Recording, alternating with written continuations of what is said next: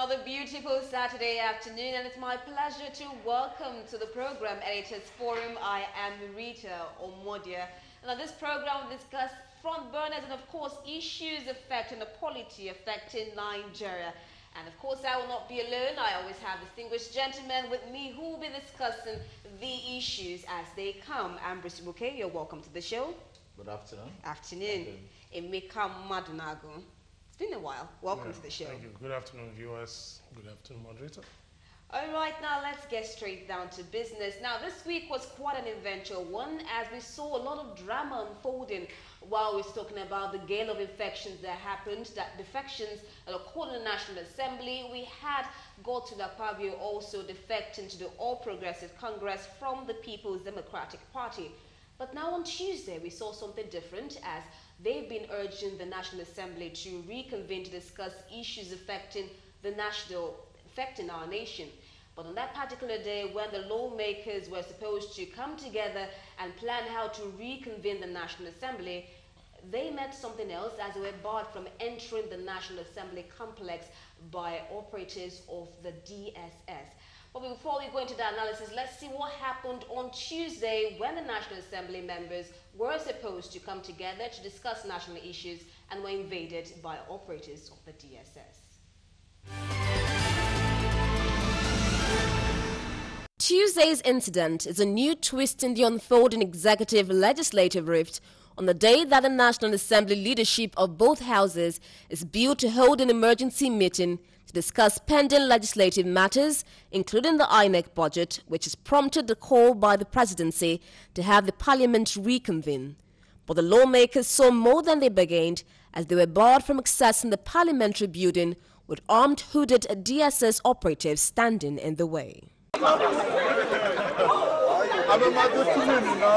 The anger and frustration soon got way over the roof as the lawmakers questioned the justification of the lockdown at the Nigerian parliament. With those who are here, the better give them that order. We come here today to go and prove it to the Nigerians. 180 Nigerians. Yeah. Order from above. Who's above? Who's the person above? Are they above the God that put them there? Is that what you actually call for? Do you call for this kind of a change? By the DSS operatives you can see here. We are waiting for the rest of our colleagues to come, and we will see how many of us they want to kill. Yes! How many Nigerians they want to kill. We have told them this number of men is not enough. They should go and bring more citizens and more men to stop us from entering the symbol of Nigeria's democracy. This is Nigeria's house! The blockade at the National Assembly's main entrance subsequently prompted senators to seek alternative routes to gain entry. Here is already blocked. They can't pass here. The other side. Pass here. Because there's no way we will all go to one side. This place is blocked already. Meanwhile, Senators Rafiu Ibrahim and Biodun Lujimi, both PDP senators, say the action of the security operatives is unacceptable. We are just waiting for our colleagues, then all of us in number will address them, then we want to see if they will still stop us. We want to ask them what do they want to do inside the National Assembly today, why they are here this early and blocking the way, not protecting us, but making sure we are not able to access our office. Some people are being allowed to go into the chambers through another route, and we won't take that. We were all elected to be senators, and this impunity cannot stand. This is our country. We are elected members of parliament, and this has never happened before. Senator Ben Moore Bruce says the grand plot to impeach the Senate leadership is gradually unfolding. We have been invaded by state security. It has come to our attention that our colleagues cannot go to work after we adjourned for our summer holidays. We have been informed that the APC senators are attempting to effect a change of leadership. This is anti-democratic, against the law and against the Constitution of the Federal Republic of Nigeria. In all of the drama, there was no lawmaker of the APC in sight. When one Honorable Johnson Agbonaima from Edo State eventually showed up, he did not approve of the day's event.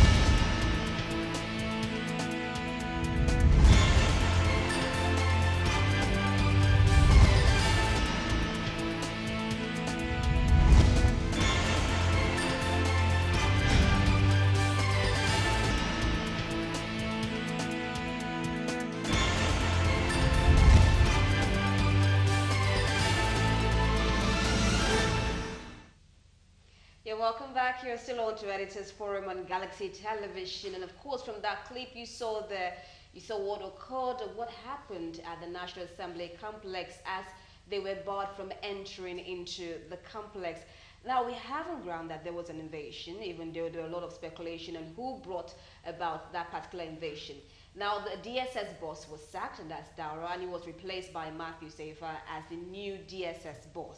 And of course, from reports that are given now, he said he was given that authority by unknown persons who said that there were going to be a plot, or some people were actually going to carry weapons into the National Assembly complex. But before we go down there, last week we talked about the use or the role of security agencies in politics and of course in safeguarding the region. But right now we've seen security agencies now used in another form. So let's talk about this. How would you react to the invasion in the National Assembly complex? Remember that this is not the first time that this is happening.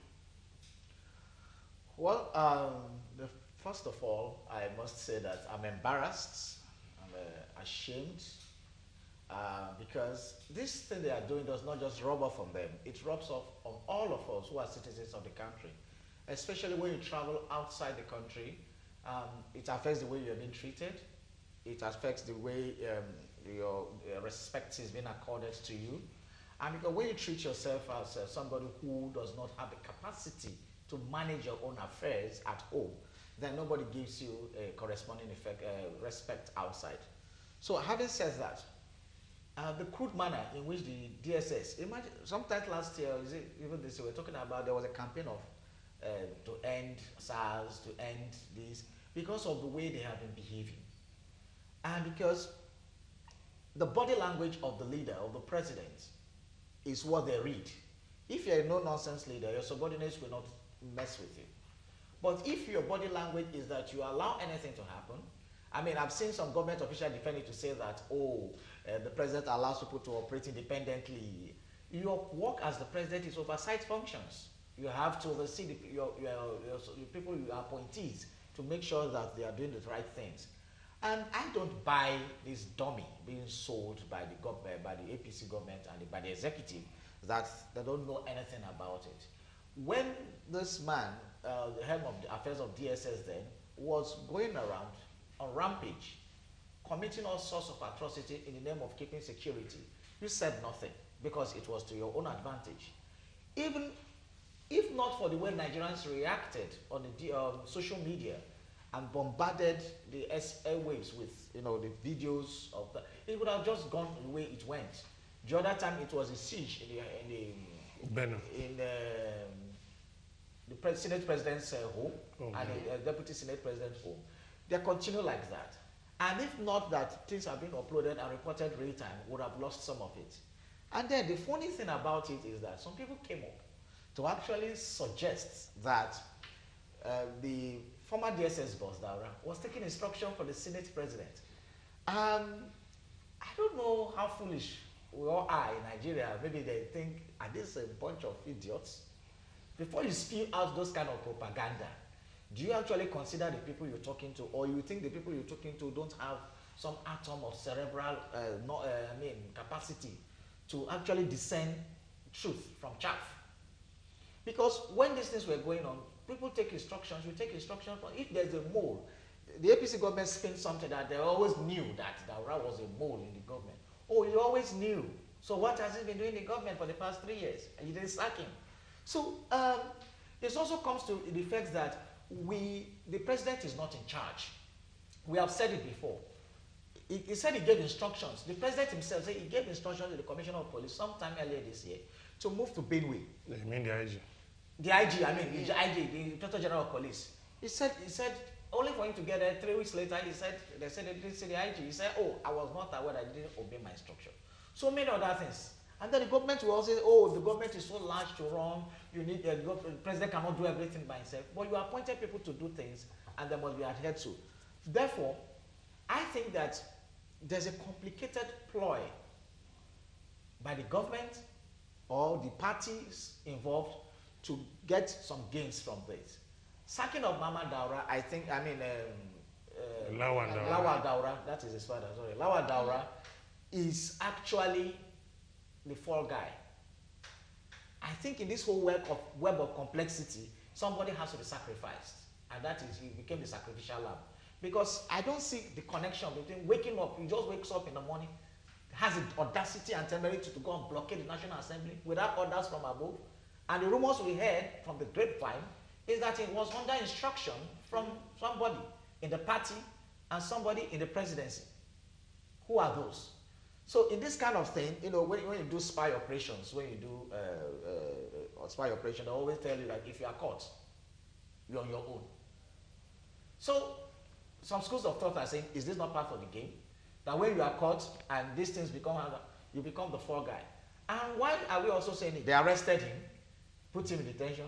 24 hours later, he was in his guest house. 3 days later, he was asked to go home. And that, if it actually, he actually did that on his own, that amounts to treason.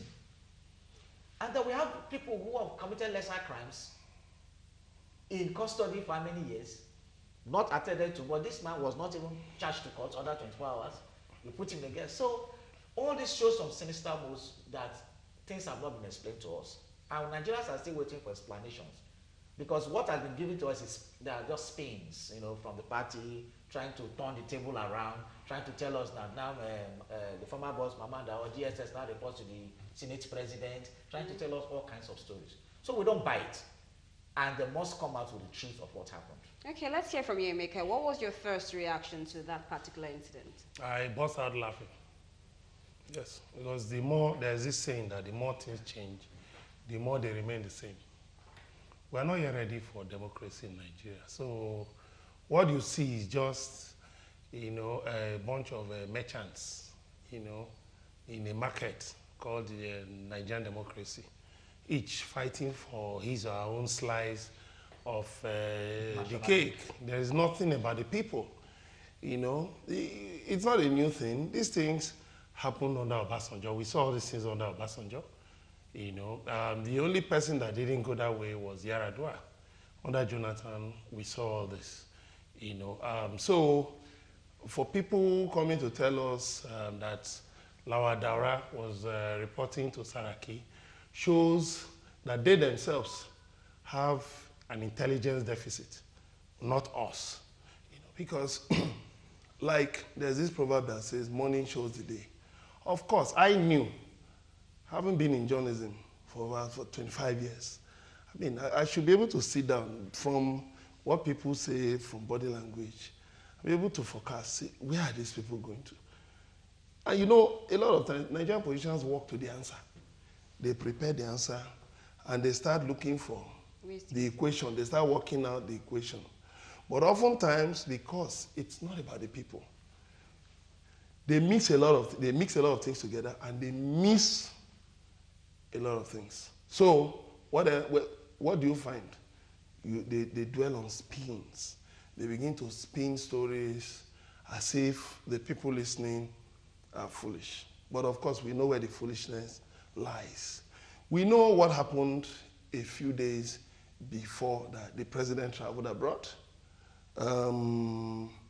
PDP said that there was a plan to invade the National Assembly.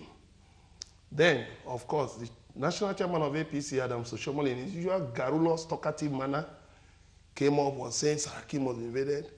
Then there was a report that some senators, APC senators, were seen looking for how to break into the Senate chambers. These things were out in the open because people challenged them. What are you looking for? If you say you are here for committee assignment, is that where committee assignments are held? You know, so all these things came up. So I knew. I sat down waiting. I knew. So when I got up because I get up very early to read the news, to pray, and you know, and then prepare my day. When I got up very early, I saw in news feeds that there was a meeting by APC senators with leadership of APC. And that the plot was that from there, they were going to move to the National Assembly to impeach Saraki. So I adjusted myself and waited, you know, knowing that the drama was going to unfold. And of course, the drama unfolded because I knew it was also going to fail.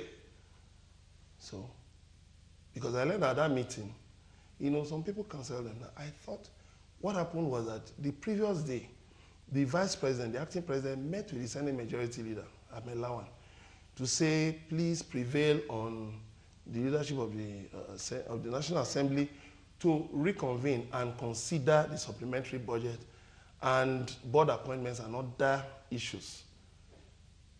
But what you had was a mixed ball. You see, that's where this government, gets itself confused. So many people speaking at the same time. This was the same time that afflicted Jonathan's administration. It also afflicted Obasanjo's administration. The only place where you saw a semblance of, sanity was under Yar'Adua. So you had so many people saying different things on TV. We're going to make sure we impeach Saraki. No. Saraki should reconvene so that we can consider this. So you didn't even within themselves, there was even no clarity. So what happened on Tuesday morning was that the news went out that there were unusual movements of security agencies early in the morning. And just was still sleeping. But journalists, we don't sleep. We just sleep a little, get up a little, and to find out what is going on. And of course, that there were movements. Initially, the information was that there were movements of troops around Abuja. Then later, some hours later, that DSS and police had blockaded National Assembly. Good. Well, what would you say to the DSS blocking the National Assembly? I'm coming to that. Now, after they did that, the plan, from what I likely gathered, was that, of course, stop the PDP senators so that when they go, because even while you are planning against somebody, the person is not sitting down and waiting for you to destroy him now. So while they were planning, of course, the whole thing was out in the open because they were just talking and talking and talking. Now the PDP senators got there. Okay, when they made all the, they made all the noise, and they saw it was becoming embarrassing. It was a global thing. Particularly the video of that lady, the rep, the female rep, challenging the DSS. It went all over the world. And of course, the international community takes issues about women in politics, in governance, very seriously. Of course, it was embarrassing. Then you saw they panicked and then opened the chambers, opened the gates for senators, for reps, and for workers to get in. But what do you still see? The APC within 48 hours issued 3 statements. Oh, we're not part of it. Oh, yeah, it was, there was nothing wrong with it. No, no, I'm talking about the APC, not this. Oh, that Saraki is going to be impeached. Then the acting president came out, the spokesman, Laula Conde, came out with a statement that it was condemnable, the siege was condemnable, and all of that. Now, the acting president is the highest ranking officer presently in this government, in the absence of the president. After the acting president had condemned this invasion, then some shop floor assistants, some houseboys came out to say, no, it was Saraki, it was who are you? I'll take what the acting president says. What you say is just by the way. Because you people are not, we know who holds the levers of authority in this country. So you can spin anything you like. Of course, go on social media. Those who are trying to spin it shamelessly, of course, you saw the reactions of people, telling them that, listen, maybe you need to return your certificates to the schools you went to because it's a disgrace. What you're saying is shameful. So let me tell you, it's condemnable. We condemned it under Obasanjo. Obasanjo was PDP. We condemned it under Jonathan. Jonathan was PDP. Remember what they did with Tambuwa? We condemn this and we'll continue to condemn it. Nigeria belongs to all of us. Some people cannot just come and think that, they can foist their will on the people. And let me let them know something. You see, the issue of trying to impeach Saraki, it should be a political game. Don't forget, Obasanjo did it, from, what was the first one? Evan Ewenem, you had Okadibo.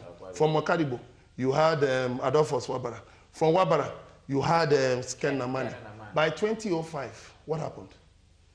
His short-term agenda was torn to shreds on live TV by the same people he railroaded into the leadership of the National Assembly. What does that tell you? There is something called the theory of unintended consequences. When you think you have power, watch it. You never know. You never know where it will backfire. You have to be very careful. Okay, I have to cut you short there. While we are still condemning the actions of the DSS, of course, the acting president now came and gave a very prompt intervention on it and sacked the DSS boss, Dara. Ambrose, would you actually commend, a lot of people have been commending it, would you agree that what the acting president did was actually very good?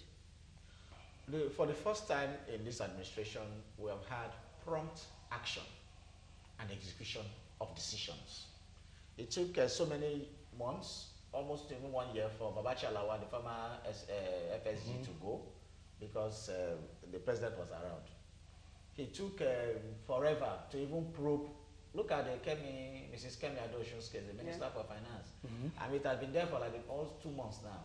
The president was there, he didn't do anything. They are justifying it. What about NHIS? He says they came to, oh God. Nigerians, I think sometimes, I don't know, because people like Professor Sesage is a teacher of the law, apart from being a senior lawyer himself.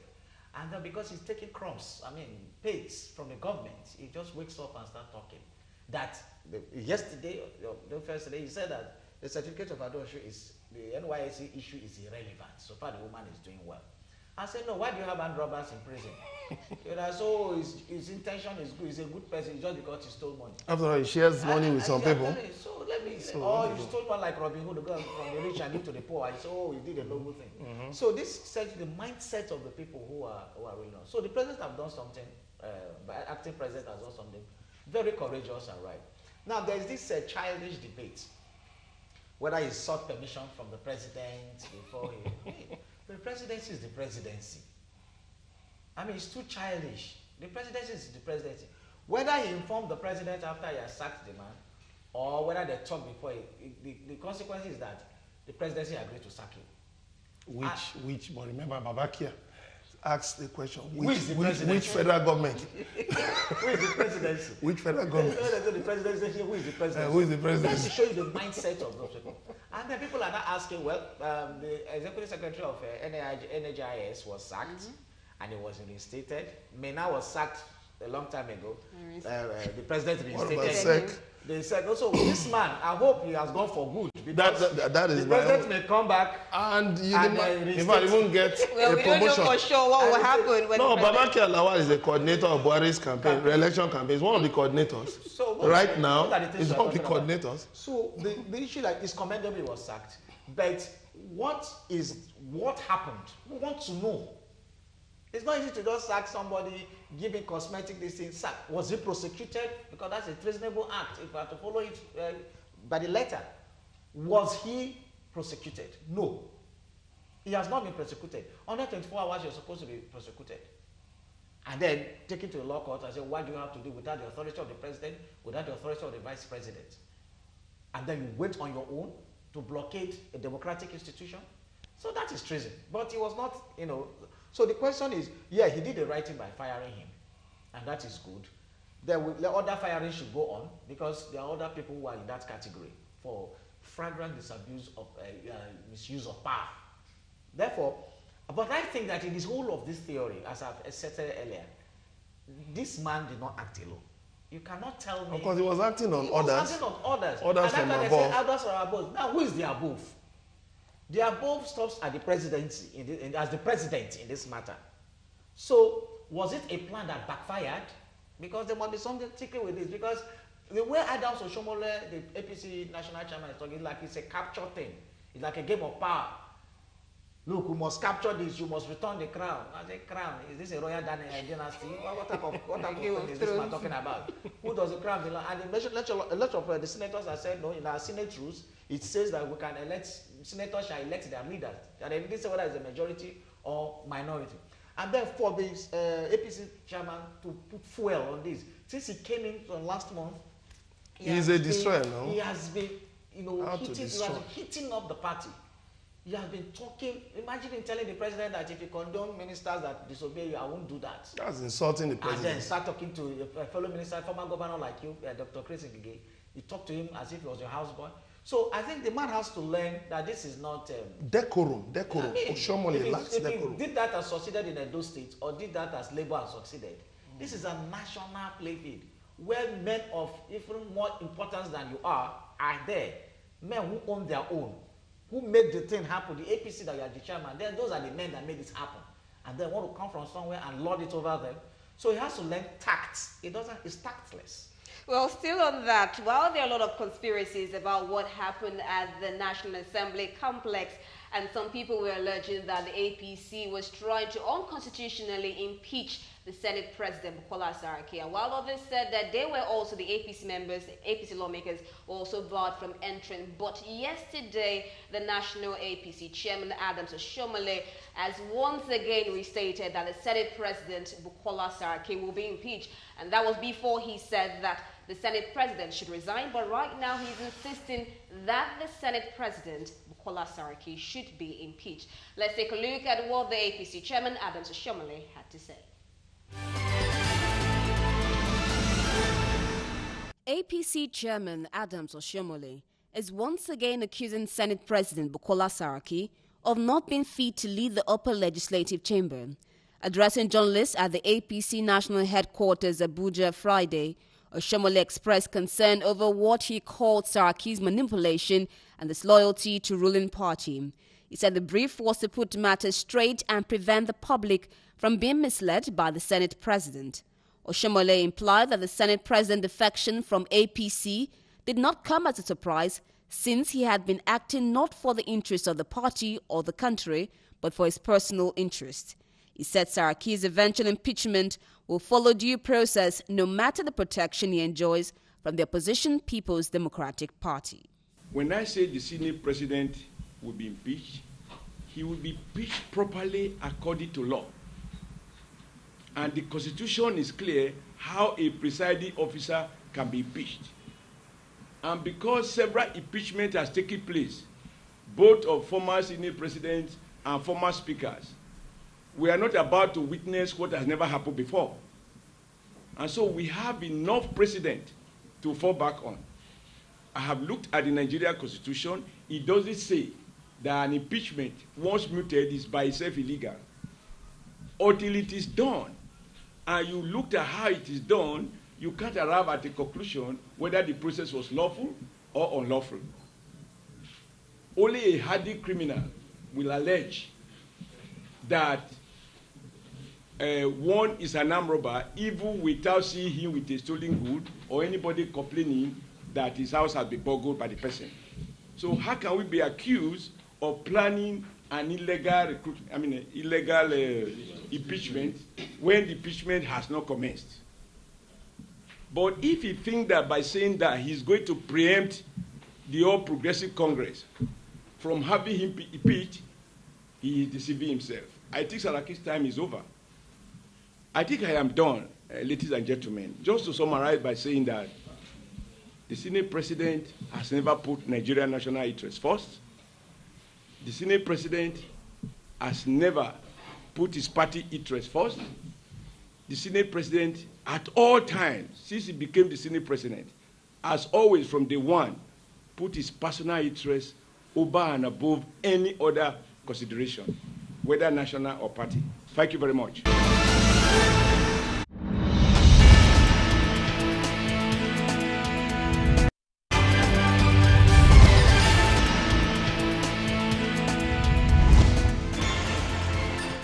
So we've heard from the APC National Chairman Adams Oshomole, and of course he said a lot of things there, and he mentioned that the APC were not involved in the invasion, and of course the PDP too have said that they are not involved in the invasion, and the DSS boss said an authorized persons told him to go to that place. So we really do not know what exactly or who sent who to that particular place.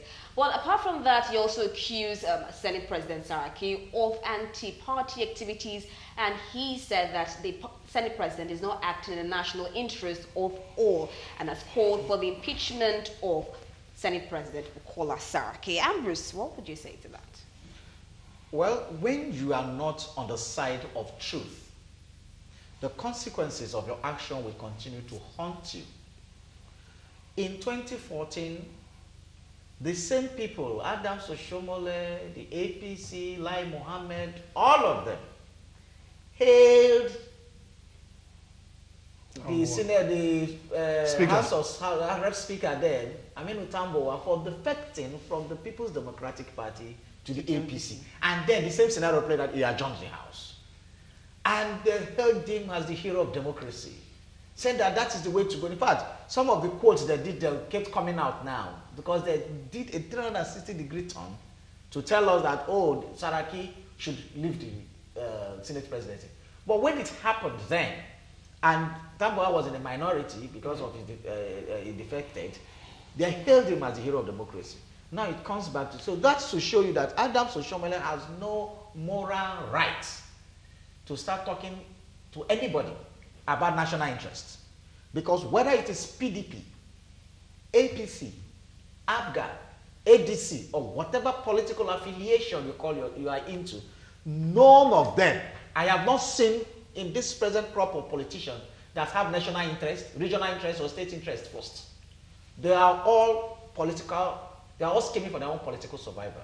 So you cannot single out Saraki and say that he has selfish interest. All, including Adams Oshiomhole, have selfish interest. So let's establish that Nigerian politicians have selfish interest first, before considering state, local government, regional, national, or whatever. So if we have established that, so all of them are the same. So the kettle cannot call the pot black. Having established that, we now look at the issue of the Saraki and the Senate president as it stands.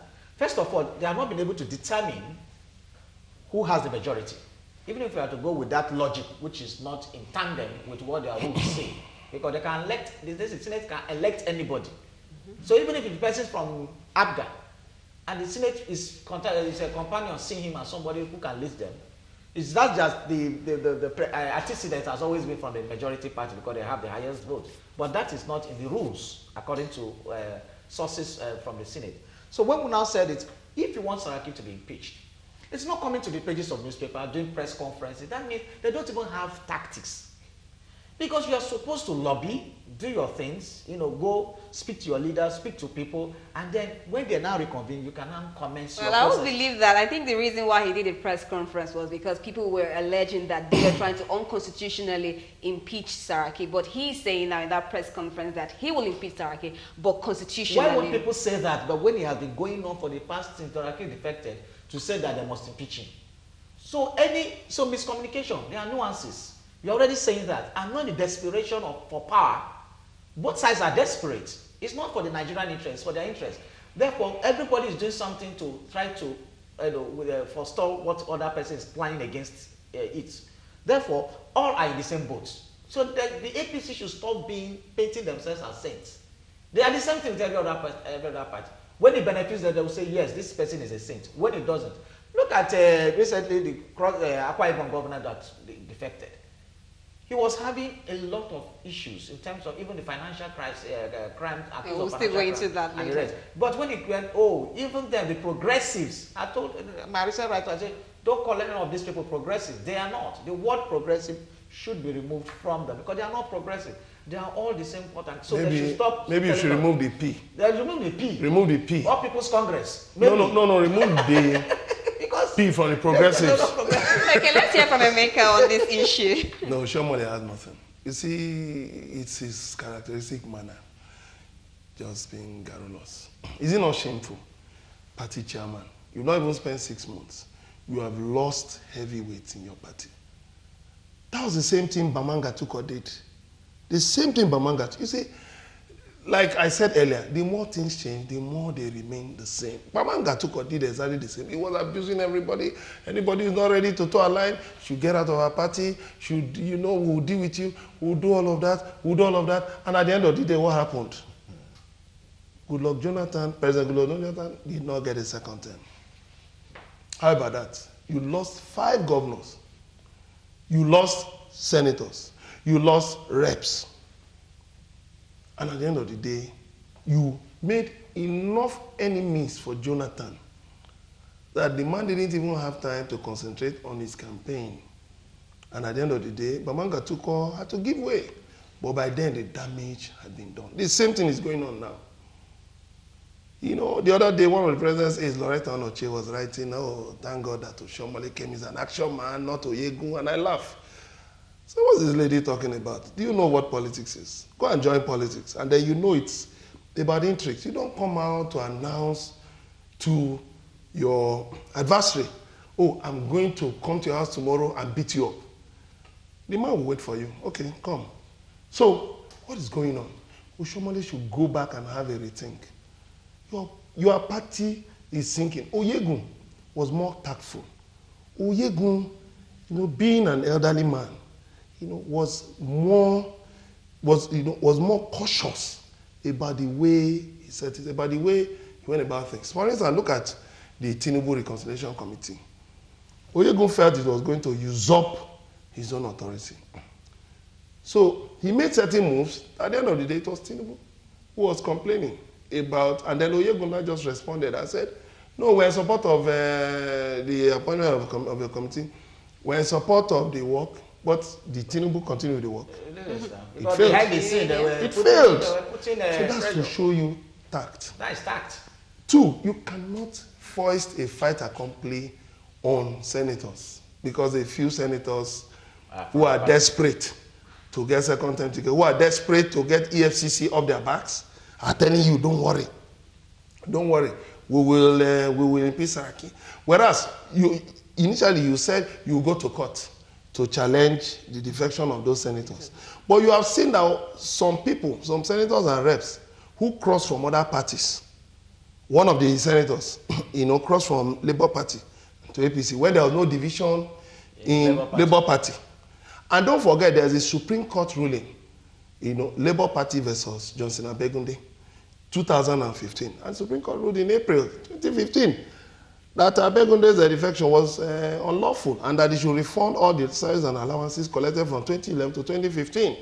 So now they know that if they follow that path of legality, it's going to be a tsunami across the country.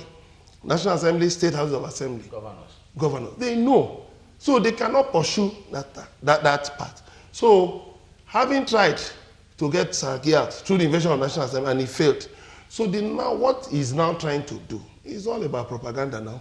Stir up the public to begin to say, no, Saraki must go, or else the nation will collapse. This, that, for the first time, it has even the public failed. is not interested. The public is not interested. The public is because not interested. what the acting president has said is this, that the National Assembly should reconvene to consider issues before it.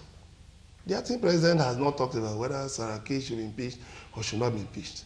And don't forget, Shesage came out and said, look, that Saraki remains the Senate president. Ipso facto. So all of this, Oshomole is doing. Look, Oshomole should go and help to build his party and make his party stronger. All these press conferences he's holding, he should go and gauge public reaction. Even supporters of APC, it's fair pricing. even supporters of APC are disgusted at what is going on.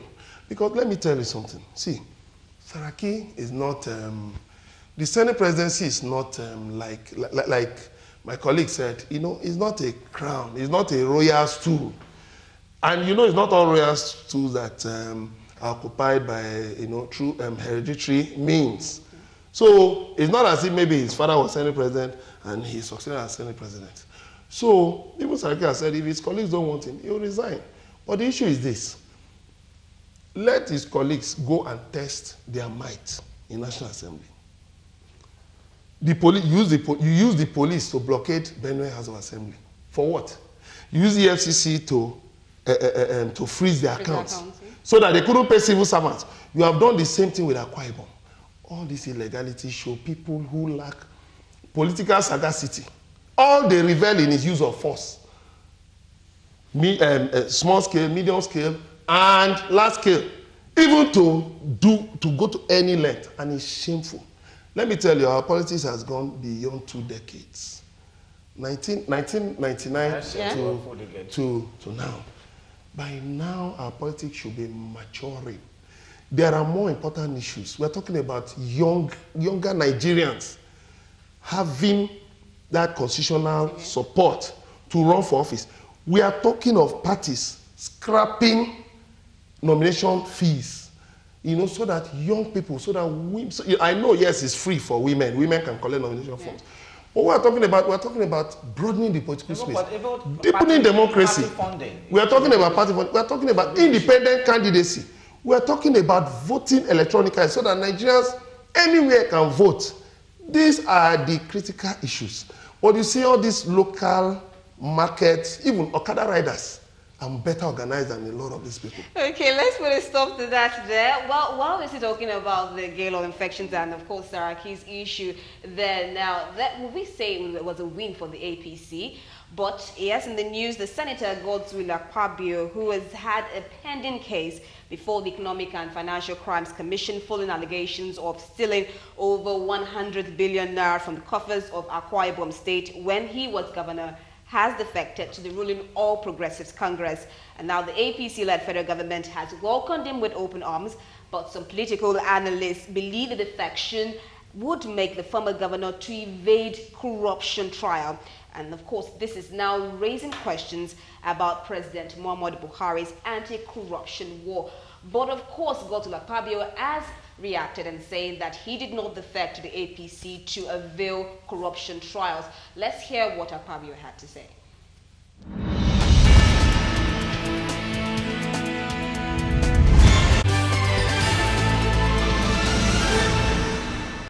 Former minority leader of the Senate, Senator Godswill Akpabio, has debunked allegations that he defected to the All Progressives Congress APC because of fear of the EFCC. Senator Akpabio, who said this at a rally to formally announce defection to the APC at the Kotekwene Township Stadium, added that he had been investigated and nothing was found, which was why he had not been prosecuted.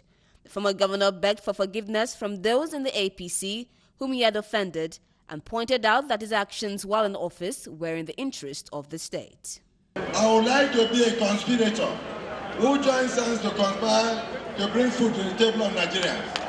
I would like to be a conspirator who joins hands to conspire to bring peace to Benue State. Yes. I would like to be a conspirator who joins hands to conspire to stop the killings in our dear country. Yes. I would like to be a conspirator who joins hands to ensure full employment for our children. Yes, sir. I would like to be a conspirator who brings food to the table of Nigerians. Yes, sir. I would like to be a conspirator who brings about uncommon transformation of Nigeria. Yes, sir. I want to confirm to you that what I've done today is to take the people of the South-South to the center.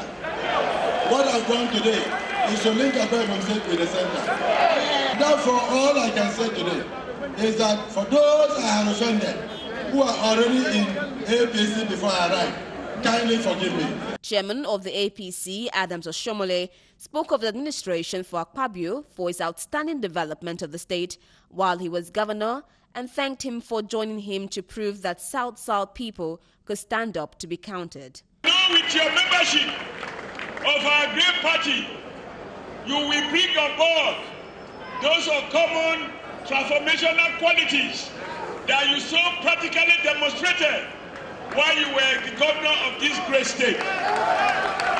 Somebody asked me what was I going to do in Akwa Ibom. I said I was going to receive an uncommon defector. Other defectors also expressed joy joining the All Progressives Congress.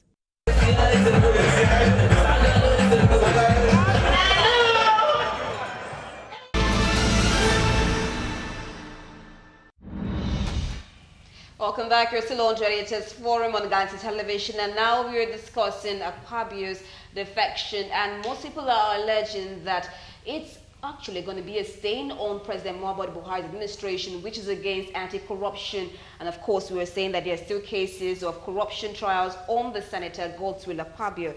Ambrose, how do you see this defection going? I mean, most people would say it's not really a win for the APC, but actually a loss for the APC. Well, you are saying that it's going to be a stain on Muhammadu Buhari's, President Muhammadu Buhari's anti-corruption war.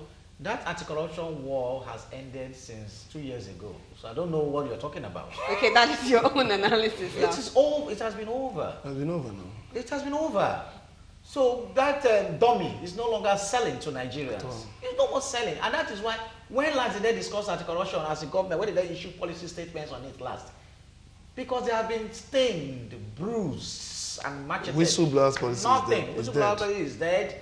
The other, when we started having Gabachela, by the time the NIA money, we don't know where it has gone. Why are they not seeing money? Exactly. More money at airports. Minister is not. Your minister has a forged certificate alleged you have not done anything.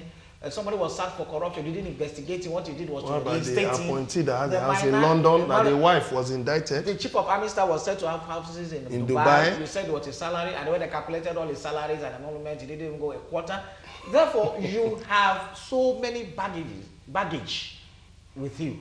Therefore, the anti-corruption fight has been dead. So let's even not talk about whether Godswill Akpabio's crossing over is denting the image of anti-corruption. There's no anti-corruption fight in Nigeria. What we have is political fight that is going on now. Therefore, it is so, as we said, Akpabio said that why he left was that the party did not recognize him. Yeah. The fact that they stood solidly for 3 years in the face of persecution, and then when Taraki defected because he's the highest ranking member now in the PDP, they made him the PDP leader. If I use street language, that is the beef. That is where the issue is. That's the meat of the matter. So his defecting is not for the interest of Akwa Ibom State people. And then somebody has analyzed his pictures when he took with the president in London, the one he took with Tinubu in Lagos, and he said that Akpabio looks like a man who is under gunpoint defection. Somebody says gunpoint defection. He's fidgety. He's not. Akpabio is a braggadocious person. You know, very. It was like a chicken very that confident. That has hammered him. You know. So there's some people are reading between the lines. Well, this man showed his papers and said, look, you have so 106 billion naira is what the EFCC is accusing him of stealing. Therefore, that has gone.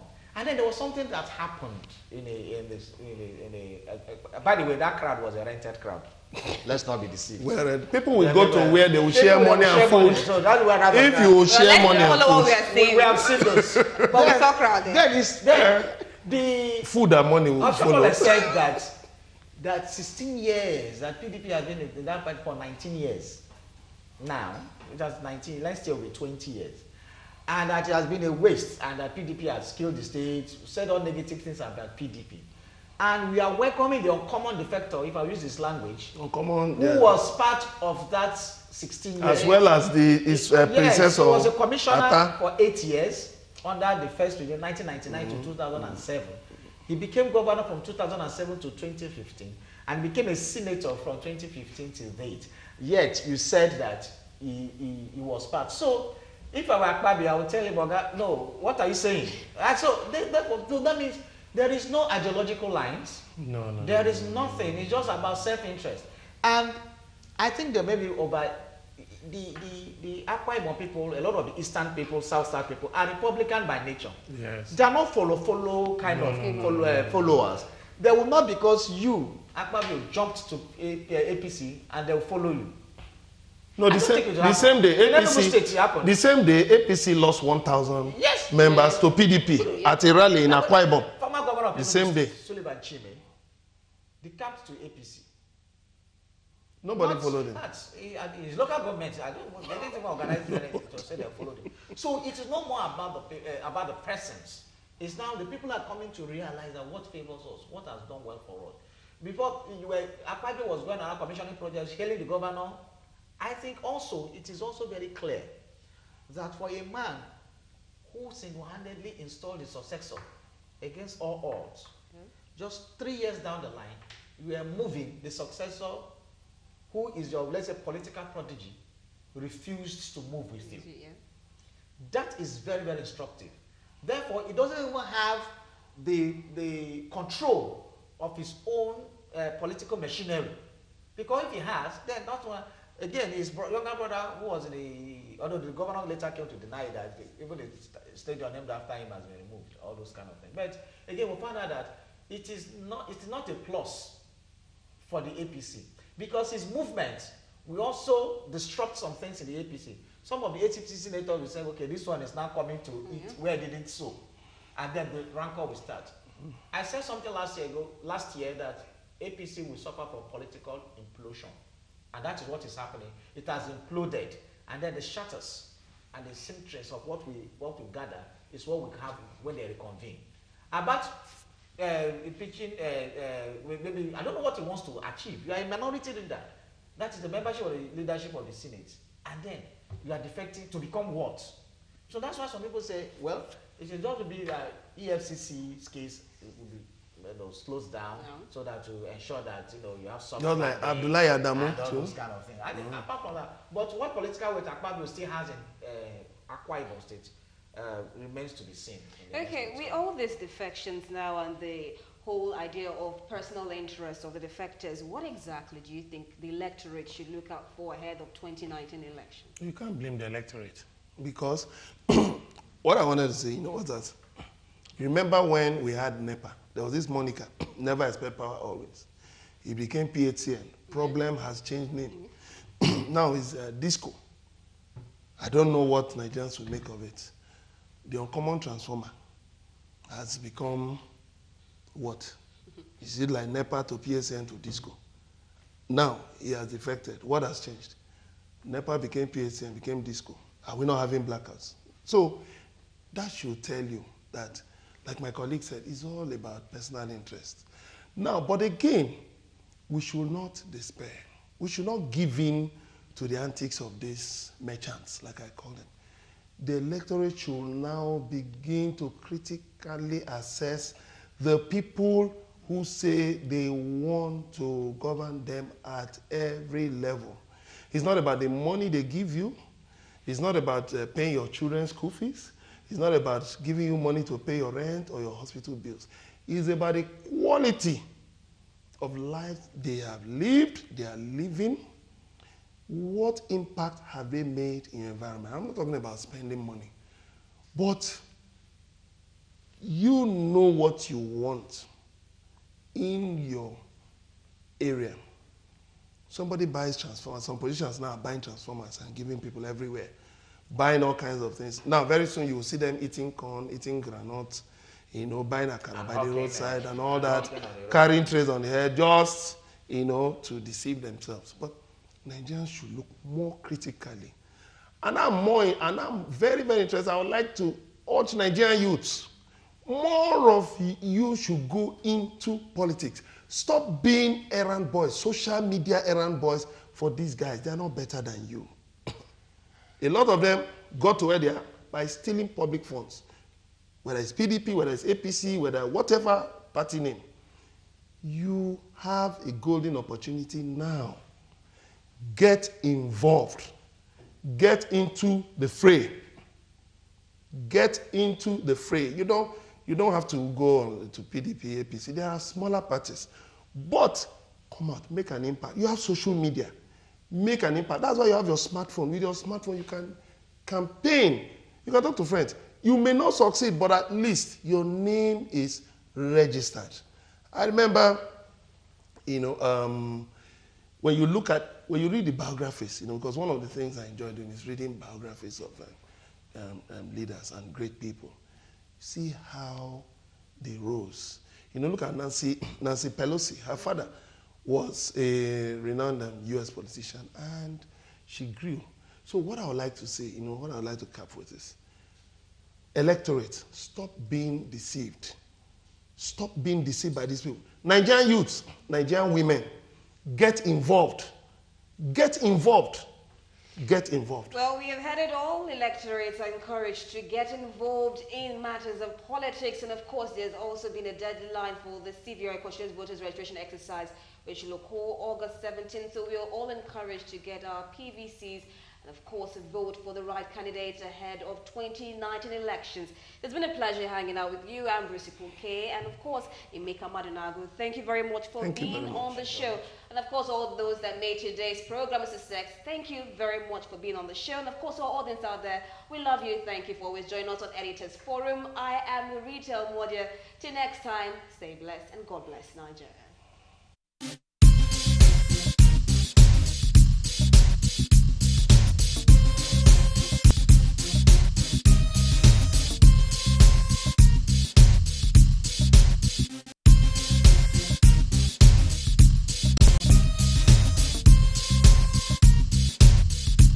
Galaxy Television invites handsome and beautiful actors and actresses who are within 18 to 38 years of age and fluent in Yoruba and English languages to participate in the auditioning for a new soap opera taking place at Platinum Apartments and Suites, 5B Michael Ogun Street, GRA Ikeja, Lagos, on Friday, 17 August 2018, between 8 a.m. to 2 p.m.